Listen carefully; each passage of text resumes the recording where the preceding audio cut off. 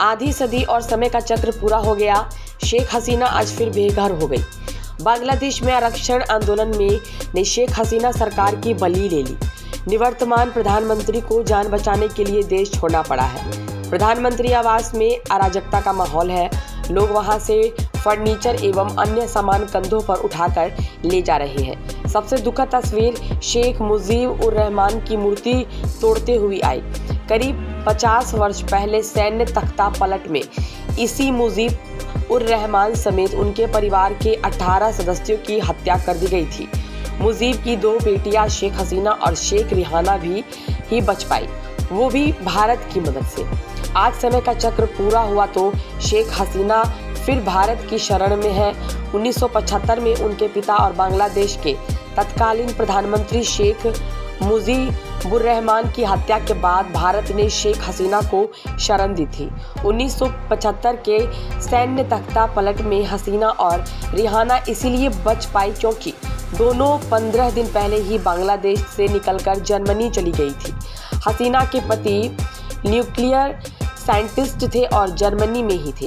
30 जुलाई 1975 की वो तारीख थी जब हसीना अपने पिता से आखिरी बार मिल पाई थी। 2 हफ्ते बाद 15 अगस्त 1975 को हसीना को पता चला कि सैन्य तख्ता पलट में उनके पिता की हत्या हो गई, लेकिन उन्हें तब तक पता नहीं था कि पिता ही नहीं, पूरा परिवार खत्म हो चुका है।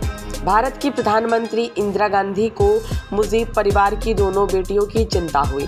उन्होंने जर्मनी में अपने राजदूत हुमायूं राशिद चौधरी को हसीना के पास भेजा।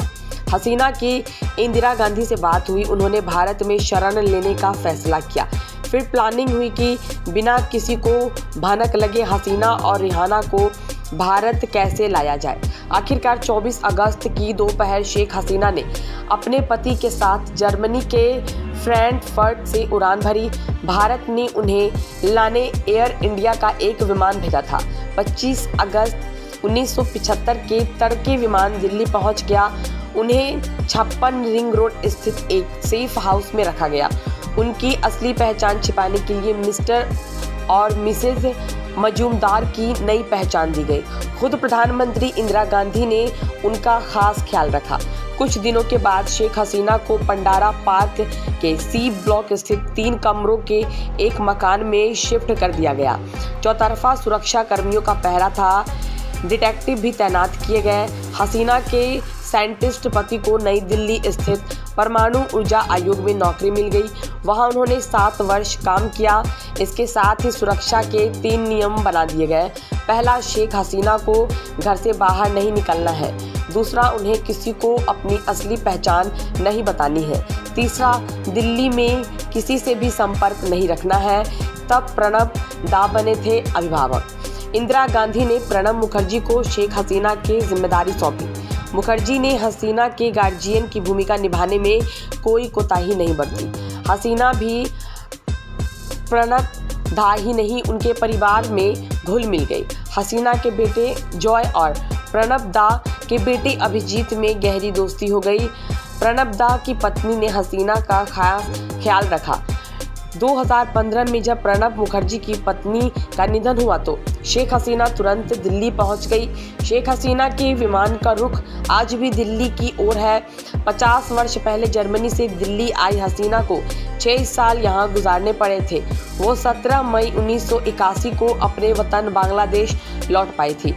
इस बार बांग्लादेश में सैन्य तख्ता पलट नहीं हुआ है और न ही हसीना के परिवार को कोई नुकसान पहुंचा है। लेकिन आरक्षण आंदोलन की आड़ में हसीना और उनकी पार्टी अवामी लीग के साथ को कुचलने की जो साजिश हुई है वह 1975 के आघात जैसा ही है।